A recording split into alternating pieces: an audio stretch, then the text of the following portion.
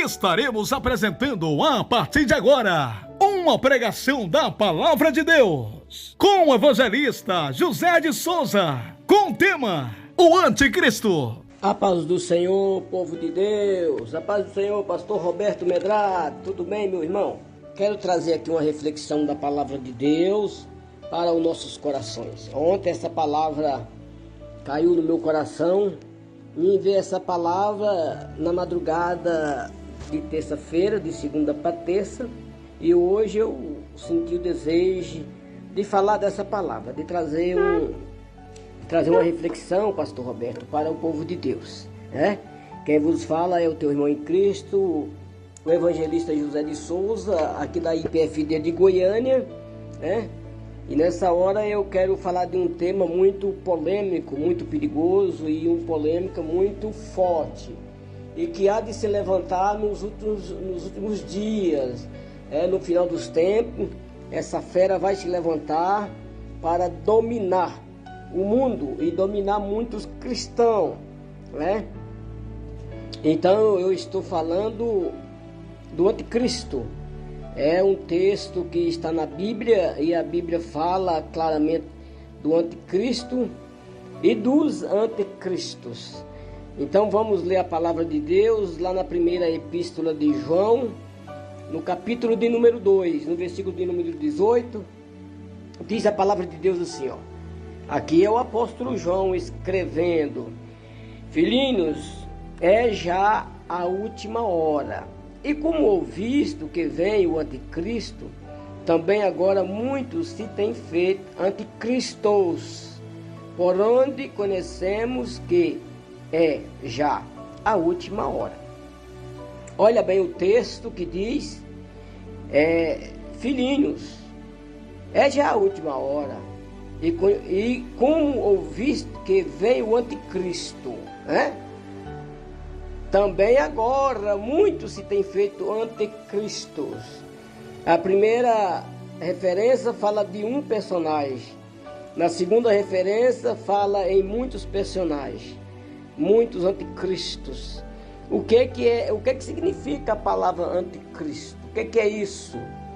Isso é pessoas que já se levantaram no passado dizendo que era Jesus. Muitos vimos aí, muitos dizer que já era Jesus. Porque na verdade, pastor Roberto Medrado, na verdade muitos irmãos confundem anticristo e a besta. A besta, ela é duas. A Bíblia aqui no livro de Apocalipse faz referência da besta. Lá em Apocalipse 13 faz referência de duas bestas. Essa palavra besta é um símbolo que João refere ao anticristo e o falso profeta. E muitas pessoas têm confundido o anticristo com o falso profeta. O falso profeta é aquele que fala as coisas de Deus pela metade, quer dizer, mente, aumenta, diminui. Esse é o falso profeta, que não prega o evangelho como é de ser pregado. Esse é o falso profeta. O anticristo é aquele que diz que é Cristo.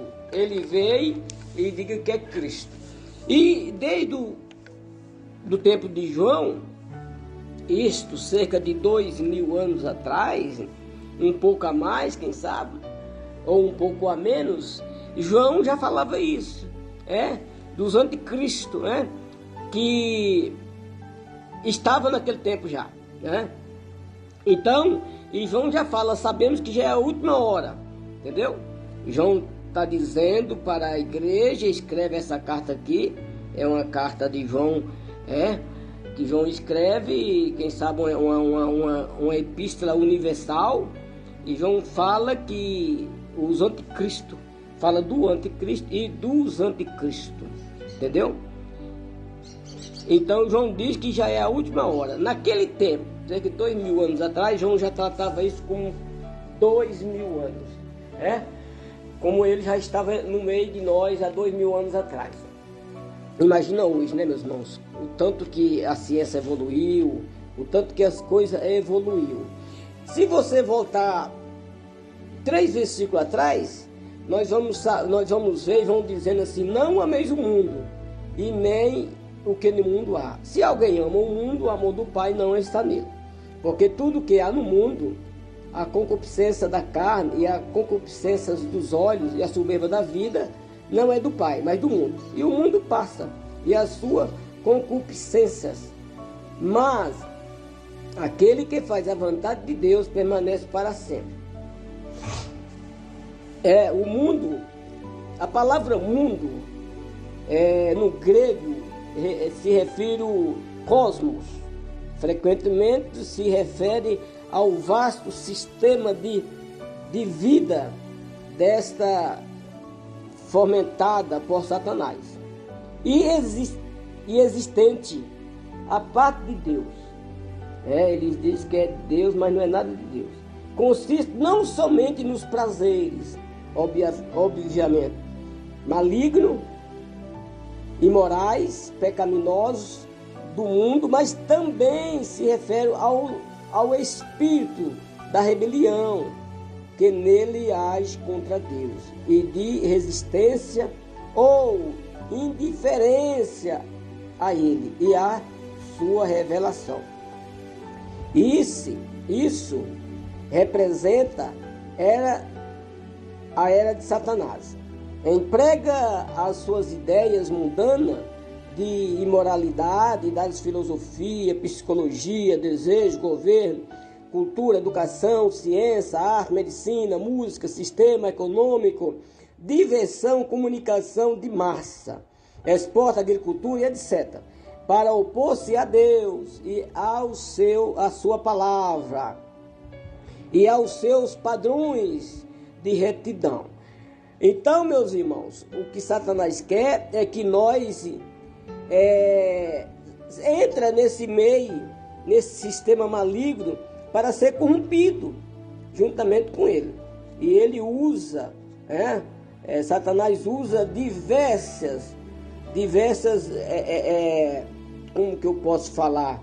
Diversas culturas, diversos sistemas, para trazer o pecado, para que o povo peque. Por exemplo, só para vocês terem ideia, por exemplo, Satanás usa a profissão médica para defender e promover a matança de seres humanos,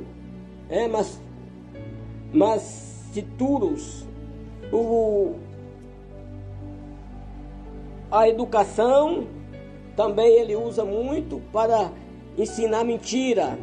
Mas, irmão José, o que significa nascituro?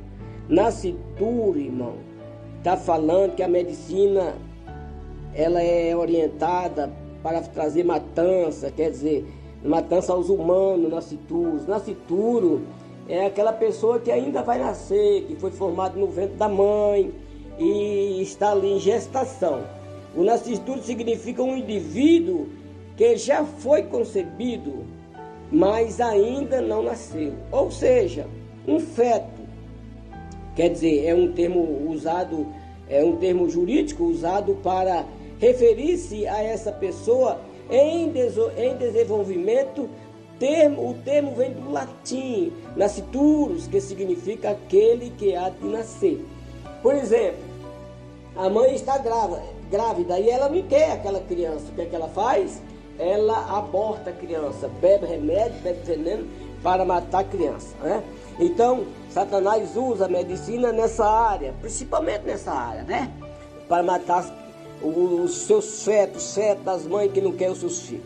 Porque quando a criança é concebido no ventre e ele morre naturalmente ou é abortado naturalmente é uma coisa, mas quando a mãe ingere algo com intenção de abortar é uma outra coisa, e isso é um pecado. Então o inimigo, Satanás, ele usa ideias mundanas de várias maneiras, entendeu? Usa a filosofia, a economia, a medicina, como eu já falei, diversos meios de comunicação, no esporte, na agricultura, só para matar o povo, matar as almas, destruir as almas, levar as almas para o inferno. E isso é o desejo de Satanás, destruir. E anticristo que João está falando aqui é essa pessoa que veio para destruir. Então, meus irmãos, o anticristo ele vai vir para destruir, só que muitos estão pensando que quando ele vier, ele vai forçar. E de primeira mão não é assim, ele não vai forçar. A arma principal de Satanás, que vai usar o anticristo, é enganar. A arma principal dele é o engano. Muitas pessoas vão dizer, mas eu não vou ceder. Mas você tem que ficar muito atento para você não ser enganado, porque a arma principal de Satanás é o engano. Ele vem para enganar. Vem para enganar porque ele é o enganador. Ele é o enganador, ele é o maior do engano. Entendeu? E tem um versículo que fala nisso, que ele veio para enganar. Quem é o mentiroso, senão aquele que nega que Jesus Cristo é o... Quem é o mentiroso, senão aquele que nega que Jesus é o Cristo? E é o anticristo, esse mesmo que nega o Pai e o Filho.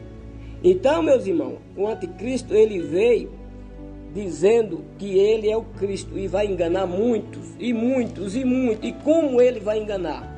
Por quê? Porque a função dele é enganar. Nas cartas de João, tem um versículo que diz que ele é o enganador, ele veio para enganar. Eu não me lembro o versículo agora, mas está escrito que ele veio para enganar. Então que nós venha tomar cuidado para não ser enganado, porque a ferramenta principal dele é enganar a humanidade, mentir, e trazer tanta desordem para depois ele promover o reino dele. O reino dele vai ser instituído, vai ser muito vasto, as multidões vão aplaudir ele e vão aceitar ele, porque ele é um mentiroso, ele é o pai da mentira, ele é o enganador, ele é o pai do engano. Olha bem, esse Satanás, que hoje é Satanás, que anteriormente ele era um ser de luz, um anjo de Deus, e que liderava muitos anjos, e ele enganou até os anjos. Imagina nós que estamos aqui nesse sistema maligno, enquanto os anjos estavam lá no céu, que era lugar puro, lugar santo, foi enganado. Imagina nós, irmãos, que estamos aqui no meio do mundo já corrompido, cheio de tantas coisas, Aí quando o Satanás cria uma moda que a gente não usa, aí levanta aqueles que é usado por ele, diga, não tem nada a ver, Deus só quer o coração. O que é que tem a usar isso? Isso é o que? É um engano, é um cavalo de Satanás para enganar os escolhidos de Deus. Eu fico pensando assim, irmãos, quando o anticristo montar o reino dele aqui, rapaz, a maneira que ele vai instruir os seus adeptos para enganar as nações. E vai enganar, irmão, de multidões. A Bíblia diz lá em Mateus 24, se for possível, vai enganar até os escolhidos. Porque lá em Apocalipse, está falando que ele vai trazer uma marca para marcar o povo, aquele que aceitar. Mas primeiro, ele não vai exigir, não vai ser obrigatório a princípio. Vocês lembram quando a rede do WhatsApp foi colocada, foi instalada? Ela começou aos poucos. Quando foi ali 2012, 2014, ela viralizou, e daí por diante, cada vez mais gente usando o WhatsApp. Então, assim, hoje é quase obrigatório você ter o WhatsApp. Quase obrigatório. Para muitas coisas hoje você já não faz, se não tiver essa rede maligna aí. A marca do anticristo vai ser do mesmo jeito. Vai ser do mesmo jeito. Aí eu falando essa semana para alguém, mas hoje é uma ferramenta de trabalho. Foi anteontem, eu estava falando com meu colega, ontem de manhã eu estava falando com meu colega. Ele falou, não, hoje o WhatsApp é uma ferramenta de trabalho. Eu falei, pois é, hoje é, mas anos atrás aí não era. Por que hoje tem que ser? Então as pessoas vai ser enganada desse jeito, porque quando o anticristo lançar sua marca, ele vai obrigar o falso profeta, obrigar o povo a usar. O falso profeta vai obrigar o povo a usar. E aquele que não usar vai estar sendo lançado fora do sistema. Ele vai ser chamado de opositor ao governo, vai ser chamado de pessoas que não querem o bem, vai ser chamado de pessoas que estão atrapalhando o sistema. Então, esse povo, eles vão procurar capturar esse povo, vai pegar esse povo e vai levar para torturar, vai concentrar em um determinado lugar, e haja lugar, né? Porque vai ser muitos cristãos. Então, nessa época, a igreja tem que fugir. Mas primeiro ele vai enganar. Por exemplo, você sabe o que é que eu penso? Eu penso assim, que quando ele lançar mesmo a marca, que a gente não sabe como que vai ser, hoje se fala muito em um chip, um chip na pele, na mão direita ou na testa, mas pode ser também, irmão, um significado espiritual que não seja visto, né? Pode ser um sensor, uma coisa, Hoje tem tantas maneiras aí de usar e as pessoas não veem, a gente não sabe como é que vai ser o sistema, A gente só sabe que é o significado é que é o importante. Então, é a aceitação, A aceitação. Um compromisso de aceitação e de fidelidade a Satanás. Então, primeiro, eu penso assim, que primeiro vai ser obrigatório aos governos, aos funcionários do governo. Depois vai vir para as empresas privadas, Aí depois, quando começar a apertar, aí agora vai ser obrigatório a todos usar. Eu penso assim, que não vai entrar de uma vez. Puf. E agora, o que vai acontecer? A mídia vai anunciar. A mídia vai anunciar, os meios de comunicações, vai anunciar que o sistema é bom, que é muito inteligente, que a coisa é muito maravilhosa. Mas isso é uma farsa, é um engano. Nós temos que tomar cuidado, o engano, porque isso vai ser um engano tremendo, irmão, e vai enganar muito. Aí depois que não tiver mais jeito, porque agora os que estão orientados a não receber, os que é servo de Deus, aí agora ele vai levantar e vai obrigar. Você não pode comprar, você não pode vender, você não pode entrar, você não pode sair, você não pode viajar, você não pode fazer nada, entendeu? Aí, se a pessoa resistir, aí agora vai ser pego, aqueles que der bobeira vai ser pego pelo soldado do anticristo e vai levar a uma concentração para tortura, para que aquela pessoa aceite a marca. Aí aquela pessoa aceitando, aí já faz parte, já é maligno, de Satanás, já não tem mais salvação, perdeu a oportunidade. E aquele que não aceitar, irmão, ele pode até morrer, mas se ele morrer e não aceitar, Cristo receberá ele na glória, a alma dele, a hora que ele morrer. Só que vai ser duro, irmão, vai ser duro demais para aqueles que for pego e for forçado a aceitar. Vai ser duro, porque enquanto não aceita, a tortura é demais, vai matando uns pouquinhos, vai torturando, vai decapitando a pessoa uns pouquinhos.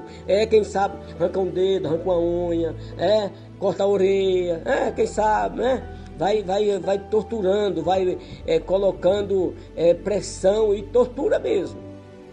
Agora, o que a igreja tem que fazer? Quando a igreja vê esse sistema que foi implantado e já está no governo, já agora é obrigatório usar isso, vem para as empresas privadas, é obrigatório usar isso, cai fora para o deserto. Cai fora porque aí agora logo vai chegar, vai ser obrigatório a todos, Agora você já pensou, você não comprar, você não vender, como é que você faz para fazer a sua compra do mês? Não vai ter como comprar. E para quem tem criança, irmão, vai ser mais forte ainda, porque as criancinhas não entendem, inocentes, quer comer, não tem comida, vai chorar. E os corações dos pais, como é que fica? Então, meus irmãos, aí é que a coisa vai apertar. Só que a igreja do Senhor está sendo orientada pelos nossos pastores, E a nossa liderança da IPFD homens espirituais. O pastor Eduardo é um homem espiritual, é um homem que tem um vínculo muito forte com Deus. Deus vai orientar o que deve fazer, para onde devemos fugir. Só que temos que ficar atento, atento ao princípio da marcação, porque a hora que começar a marcar, aí é hora da igreja levantar e sair para o deserto. sai fora dela, povo meu. Não aceita não, porque quem aceitar já vai fazer parte e vai sofrer a condenação. E o pior, a condenação eterna, irmão, a princípio vai para o inferno. Depois do 1000 anos, aí vai ser chamado todo mundo no juízo. E a Bíblia diz lá em Apocalipse que o inferno deu seus mortos, o mar deu seus mortos, todos vão comparecer no juízo e vai ser lançado aonde? No lago de fogo. Nessas alturas, Satanás já está lá, o anticristo também já está lá, lançado vivo, a besta também já está lá, lançado vivo. É isso que fala lá em Apocalipse. Então, caiu no lago de fogo é para sempre. E lá a tortura é terrível, a caloria lá é terrível. É um tacho muito grande, borbulhando. Você sabe quando a gente fazia moagem para fazer rapadura? Né? Isso o povo de hoje não sabe não, mas os mais veteranos igual eu sabem. A gente moía a cana, levava para o tachão grande, um tacho que cabia assim 50 litros, 80 litros de garapa, e as mulheres ficavam ali, botava fogo embaixo da fornalha e o fogão começava e aquela garapa começava a ferver. E ali ia apurando, ia diminuindo um pouco também. Daí a pouco ficava o mel. Aquele mel, ele borbulha. Mesmo assim é um lago do inferno, ele borbulha. A caloria é intensa, é terrível. Tem pessoas que falam em 15 mil graus. Só é que a pessoa diz assim, a alma vai morrer? Não, a alma não morre. A Bíblia diz lá em Eclesiastes que a alma ela é indestrutível, ela não morre. Vai ficar lá para sempre, para sempre. Então, irmão, a eternidade sem Deus, não tem palavra que se explica o tamanho da tortura, porque é para sempre, é eternamente, e o sofrimento é noite e dia sem parar, lá, ou melhor, lá não tem nem noite nem dia, né? O tempo lá o tempo para e a tortura é para sempre.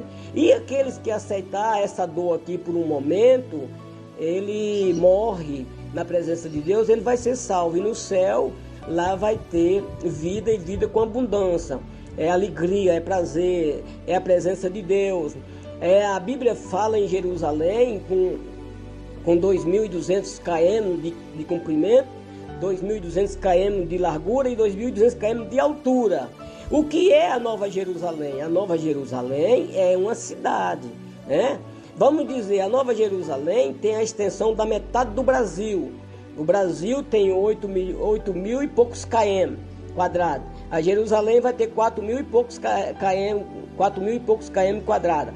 Então, mas a Jerusalém é pequena para esse tanto de gente? Não vai ser pequena, porque Deus sabe, Deus conhece e Deus fez, porque Deus sabe os que vão para lá. Então, é uma cidade dentro do céu. O céu é infinito, irmão, não se mede o céu, né? O céu é infinito. E a Nova Jerusalém é uma cidade dentro do céu. Imagina a vastidão, né? Imagina a vastidão do universo, que tem milhões e milhões de planetas, né? A Terra é só uma estrelinha no meio do planeta, né? Imagina. Agora o céu é do mesmo jeito, é grandão, é muito grande. Agora a Nova Jerusalém, ela, pela contagem que a Bíblia diz, que o anjo mediu 12 mil estados, e a gente fazendo uma conta aí assim por alto, vai dar 2.200 quilômetros. É uma cidade em quadrado, e para ir para lá tem que ser quadrado. Quadrado quer dizer, está na doutrina de Deus, na doutrina da Bíblia. Então, meus irmãos, nós temos que lutar para nós ganhar a salvação. E o anticristo, quando ele vier, a princípio ele não vai forçar, que é o pior, ele vai enganar, porque as pessoas vão ser pegas pelo engano. Então nós temos que tomar cuidado com as modas que está saindo aí. A moda para todos os gostos. Um dia desse eu preguei na igreja que é onde eu congrego, em Goiânia, e eu dei um tema sobre qual é a sua profissão. Aí eu falei, muitas profissões que tem hoje não é agradável a Deus. E não é mesmo não, uai. Muitas profissões hoje não é agradável a Deus. Por quê? Porque agrada a Satanás, né? A origem do anticristo, ele está na Bíblia, lá em Apocalipse 17, que fala sobre a besta. Outros textos falam como o monstro. Outra origem do anticristo é o homem do pecado, aquele que está lá escrito em 2 Tessalonicenses 2, versículo 3. E aqui em João é o anticristo, como a besta da grande tribulação também, que está escrito na Bíblia em várias tradições, né? Como aquele versículo que está lá em Isaías, né? Quem era esse príncipe, né? Esse príncipe que Isaías fala. Isaías, lá no livro de Isaías, fala assim: como caíste do céu, ó estrela da manhã, filha da alva, como foste lançado por terra, tu que debilitava as nações, quer dizer, tu que dominava as nações. E tu dizia no teu coração: eu subirei ao céu, acima das estrelas de Deus, exaltarei o meu trono, e no monte da congregação me assentarei. Da banda dos lados do norte subirei acima das mais altas nuvens, e serei semelhante ao Altíssimo. E contudo levado será ao inferno, ao mais profundo do abismo. Esse ser aqui, irmão, está se referindo a Lucifer, porque na verdade esse texto de Isaías está se referindo a um rei. Tanto Isaías como Ezequiel 28 está se referindo ao rei de Tiro, mas ele também se refere a Satanás. Então é bom que nós tome cuidado para nós não querer coisa além do que está nas nossas condições, porque o que vimos hoje é pessoas querer, irmão, algo que não está nas suas condições, e quando vê alguém com coisas importantes, quer ter do mesmo jeito e não tem condições. Por exemplo, uma irmã vai na casa da outra e vê lá que o marido deu uma geladeira bonita para ela. Aí ela cresce o olho, chega na casa dela, ela fala pro marido: olha, eu quero a geladeira que eu vi na casa da irmã fulana. Ela não sabe que o marido da irmã fulana tem condições e comprou a geladeira bonita. E o marido dela não tem condições. Então esse tipo de coisa, irmão, é orgulho, é inveja. Isso é pecado. Nós temos que tomar cuidado com isso. E com muitas outras coisas. Por exemplo, eu vejo alguém com um carro bonito, eu querer aquele carro, ou um carro daquele, eu sei que eu não tenho condições. Isso é inveja. Entendeu? E o primeiro invejoso foi Satanás. O primeiro orgulhoso foi Satanás. Satanás queria ser igual a Deus, quer dizer, é o pecado do orgulho. Aí ele invejou. Primeiro ele invejou, depois ele orgulhou, e depois ele pregou a política dele com os anjos, que ele era líder, e uma terça parte dos anjos caiu. Alguém diga: não, caiu 30% dos anjos. Não, irmão, não foi 30%. Se você colocar em porcentagem, tem que ser 33,3% dos anjos que estavam no céu. Quando fala em uma terça parte, fala de 3 é 1, né? E de 100, se você tirar uma terça parte, é 33,3. Então o orgulho foi de Satanás. Ele também tentou dar um golpe, ser igual a Deus. E foi rogado por terra. Se Satanás, que era um anjo, um santo perfeito, ele foi um querubim, irmão.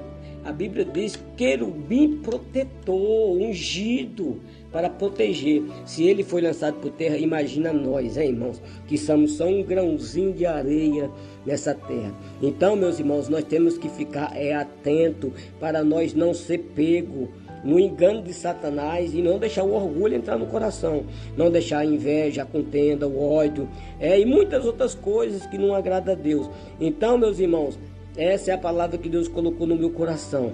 Vamos tomar cuidado, vamos vigiar e vamos orar e pedir Deus sabedoria, temor, vamos pedir Deus amor, vamos pedir Deus para colocar fé nos nossos corações e tirar de nós toda a impureza. Porque muitas vezes nós oramos e não pedimos Deus para fazer uma varredura na nossa mente, nos nossos olhos, no nosso coração. E temos que pedir da prudência na nossa fala, da vigilância para a gente não comentar coisas que não agradam, principalmente ao Pai, né? Principalmente ao Pai. E se você está agradando o Pai, você está agradando o Filho e você está agradando o Espírito Santo. Porque os três é um, três pessoas distintas. Três pessoas distintas, mas é um só Deus, viu? Não tem três deuses, é um só Deus. É Deus Pai, Deus Filho e Deus Espírito Santo. É três pessoas em um só Deus, né? Então, meus irmãos, nós temos que estar muito atentos, vigiando e pedindo Deus sabedoria, para que não deixe nós ser enganados. Porque muitas vezes nós lemos muito a Bíblia, nós oramos bem, nós jejuamos, mas muitas vezes faltamos a vigilância e no pensamento, porque o pensamento rouba muita gente, irmão. O pensamento da gente, tem hora que a gente pega pensando em cada coisa, né? E aí tem que repreender, porque isso não é de Deus. E também nas nossas atitudes, não deixar o nosso coração ser enganado. Lá em Jeremias, fala que o coração é o maior dos enganadores. Nós somos, se não tomar cuidado, o coração engana a gente, irmão, de maneira tremenda. E muitas pessoas, às vezes, nem conhecem esse versículo. Na verdade é isso, que tem muitas pessoas que nem sabem que tem esse versículo na Bíblia, porque o coração, olha o que diz o texto, ó.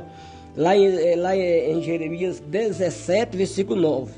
Enganoso é o coração mais do que todas as coisas e perverso. Olha aí, irmão, além de ser enganoso, ele é perverso. E quem o conhecerá? Viu? Quem conhece o coração, irmão? Ninguém conhece, irmão. Só Deus conhece o nosso coração, nem nós mesmos não conhecemos o nosso coração. Então que nós vamos pedir Deus sabedoria, vamos pedir Deus temor, amor, vamos pedir Deus discernimento para nós fugir do erro. E vem pedir Deus, acima de tudo, ajuda para Deus alcançar nós, para Deus dar para nós a nossa salvação em Jesus Cristo, irmão. Porque igreja do Senhor, às vezes nós achamos que estamos nos abafando e não estamos nos com nada ainda. Nós temos que pedir a Deus misericórdia, pedir a Deus temor e sabedoria para nós andar nos caminhos santos do Senhor Deus em Jesus Cristo, amém? Que Deus em Cristo abençoe. Muito obrigado, pastor Roberto. Essa foi a palavra que Deus colocou no meu coração nessa manhã de quarta-feira.